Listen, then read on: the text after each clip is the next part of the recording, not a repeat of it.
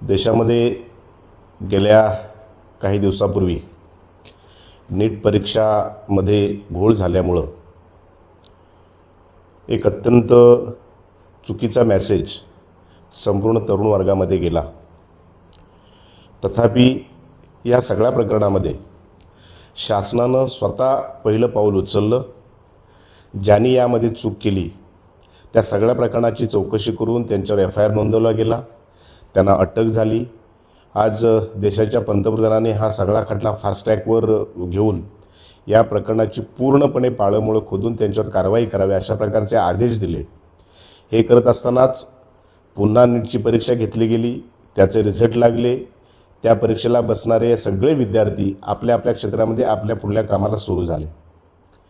परंतु केवळ राजकारण करण्यासाठी हा मुद्दा कॉकरोच पार्टी या सोशल मीडियावरल्या एका पार्टीनं उचलला आणि देशामध्ये एक अराजक निर्माण करण्यासारखा त्यांनी प्रयत्न सुरू केला। दिल्लीमध्ये जंतर मंतरवर त्यांनी आपलं आंदोलन सुरू केलं। देशातल्या मोदी विरोधी जे सगळे विरोधी पक्ष आहेत त्यांना आज विचार राहिलेला नाही, हाताला काम राहिलेलं नाही आणि मग आयता प्लॅटफॉर्म मिळालेल्या कॉकरोच पार्टीला सोबत घेऊन या संपूर्ण देशामध्ये त्यांनी आंदोलनाला एक वेगळी धार देण्याचा प्रयत्न केला।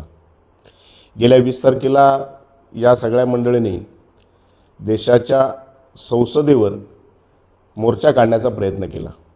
लोकशाहीमध्ये आपली बाजू मांडणं, त्यासाठी लोकशाही पद्धतीनं आंदोलन करणं, धरणं धरणे हे स्वाभाविक आहे आणि ते गेले 70-75 वर्षे किंबहुना स्वातंत्र्यपूर्व काळापासून सुद्धा हे सुरू आहे। याला कोणाचीच काही हरकत नाही। परंतु सुरक्षेची 3-3 पॅरामीटर्स जे असतात ती तोडून संसदेवर हल्ला करणं किंवा संसदेवर मोर्चा काढणं हे लोकशाहीमध्ये कुठेही बसत नाही। देशाचे पंतप्रधान, संपूर्ण लोकसभेमध्ये असणारे खासदार, सर्व प्रशासन, विरोधी पक्षनेते या सर्वजण या लोकसभेमध्ये असताना ही संपूर्ण तरुण मंडळी ज्या आवेशानं या संसदेवर धडकत होती त्यावेळेला स्वाभाविकपणे यांची रक्षण करणं, ज्यांच्यावर जबाबदारी आहे त्या सुरक्षा यंत्रणेनं नाईलाजानं या विद्यार्थ्यांच्यावर लाठीचार्ज करावा लागला। हे खरं तर दुर्दैवी आहे, त्याचं समर्थन करणं आम्ही कोणी शक्य नाही। परंतु सुरक्षा रक्षकांना याच्यावर दुसरी काय कारवाई करता आली असते हे कोणी आज सांगू शकत नाही। आपल्याला कल्पना आहे, आपल्या दुर्दैवानं आपल्या देशाचे 2 पंतप्रधान माजी या अशाच हल्ल्यातून त्यांचा नाहक दुर्दैवानं मृत्यू झाला आणि देशाला फार मोठी किंमत यासाठी चुकवावी लागली।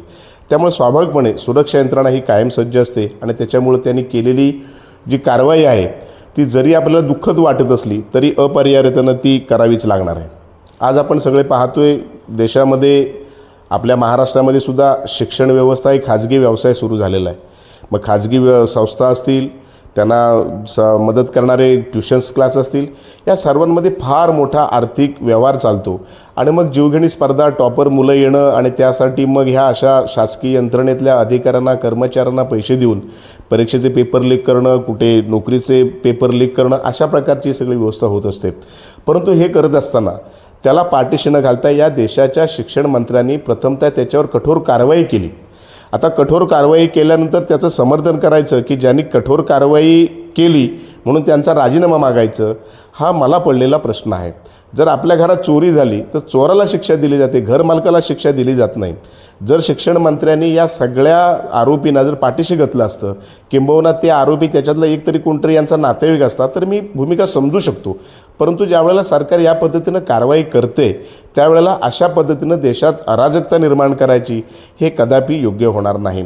आपणा सर्वांनाच कल्पना आहे की गेल्या 12 वर्षामध्ये आदरणीय मोदींच्या नेतृत्वाखाली देशामध्ये केंद्र सरकार निर्मित झाल्यानंतर या देशातले अनेक राज्य मोदींच्या नेतृत्वाखाली भाजप शासित होत आहेत आणि आता विरोधी पक्षांना कळून चुकलं आहे की ज्या पद्धतीने या देशाचा विकास होतोय, संपूर्ण जगामध्ये भारताचं नाव ज्या पद्धतीनं उंच होते, ज्या पद्धतीनं आपली आर्थिक प्रगती होते, त्यावेळेला या देशातली जनता आता विरोधी पक्षाला सत्ता देणार नाही। मग अशा वेळेला केवळ तरुणांची माती भडकवून अफगाणिस्तानसारखं, श्रीलंकेसारखं आणि पाकिस्तान, नेपाळ यासारखं असं त्या ठिकाणी अराजक निर्माण करायचं, देशामध्ये गोंधळाची परिस्थिती निर्माण करायची आणि जो युवक आहे की ज्याला गेल्या 70 वर्षामध्ये काय भयानक परिस्थिती देशामध्ये होती, आणीबाणीसारखी स्थिती काय होती, काय भ्रष्टाचार या देशामध्ये होता, याची पुसटशी कल्पना ज्या युवकांना नाही, या अशा तरुण वर्गाला एका विशिष्ट वर्गानं, मग त्याच्यामध्ये डावे विचारसरणीची मंडळी असतील, आप पक्ष जो आहे त्यांच्यासारखी मंडळी असतील, मोदी विरोधी काँग्रेस पक्ष असेल किंवा अशा प्रकारची अर्बन नक्षलवादी विचारसरणीची मंडळी असतील, ह्या सर्व मंडळींनी आज या देशातल्या तरुण मंडळींची माथी भडकवण्याचं काम सुरू केलेलं आहे. झालेली प्रकरण जे नीट परीक्षेचं आहे ते दुर्दैवी आहे, त्याचं समर्थन कोणी करणार नाही. परंतु या एका प्रकरणानं आज देशामध्ये जे अस्थिर वातावरण तयार करण्याचं पाप आज विरोधी पक्ष करतोय, त्याला कधीही क्षमा होणार नाही. दिल्लीतील आंदोलनाला समर्थन करण्यासाठी आज रत्नागिरीमध्ये एक मोर्चा काढण्यात आला. या मोर्चामध्ये कोण सहभागी झाले होते?